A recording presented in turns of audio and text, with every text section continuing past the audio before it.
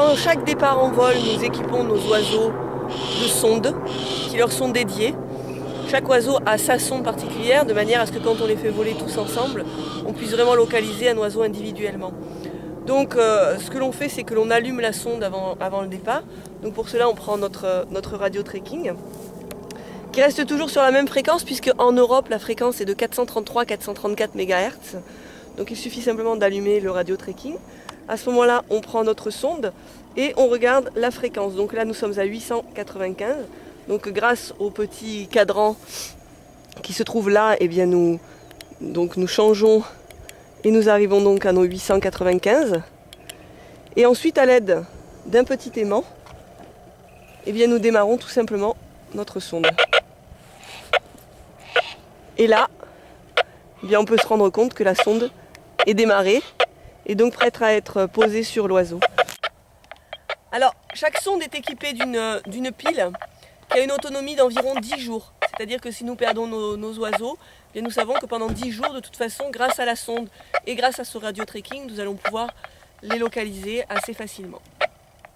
Donc là, ces sondes, elles sont munies d'un système de fixation qui s'appelle Time Moon. C'est-à-dire qu'on le fixe à la queue de l'oiseau.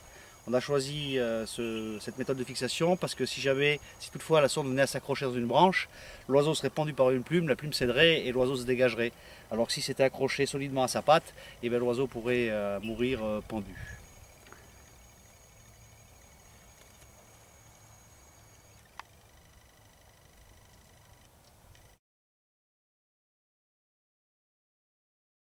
Là, on va faire voler donc à l'entraînement. Donc pour un souci que l'oiseau ne s'accroche pas avec la fente là, du jet, on va lui retirer les jets. Conrad. Oh. Putain, il m'a envoyé la patte. Voilà, les jets sont retirés, l'oiseau peut partir. Bon, c'est un peu est parti, on va essayer de se servir du radio tracking. Donc pour ouvrir l'antenne, très simple, comme ça.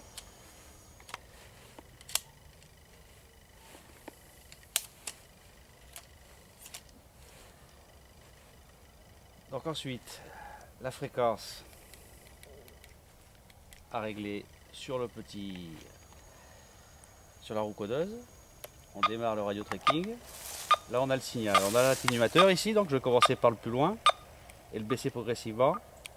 Là on voit que là on n'a rien, donc je vais me mettre sur la position où il y a le moins.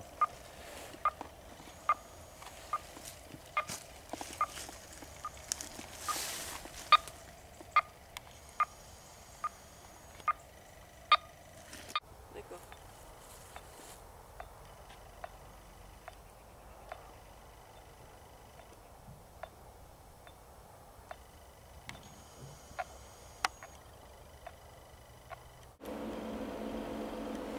Donc on va poser la graffe qui sert à attacher la sonde sur la queue de l'oiseau. Donc on la place dans la pince qui est prévue à cet effet. On le met sur une plume du fouet de l'oiseau, on sertit. La graffe est posée constamment sur la plume de l'oiseau, et après il suffit juste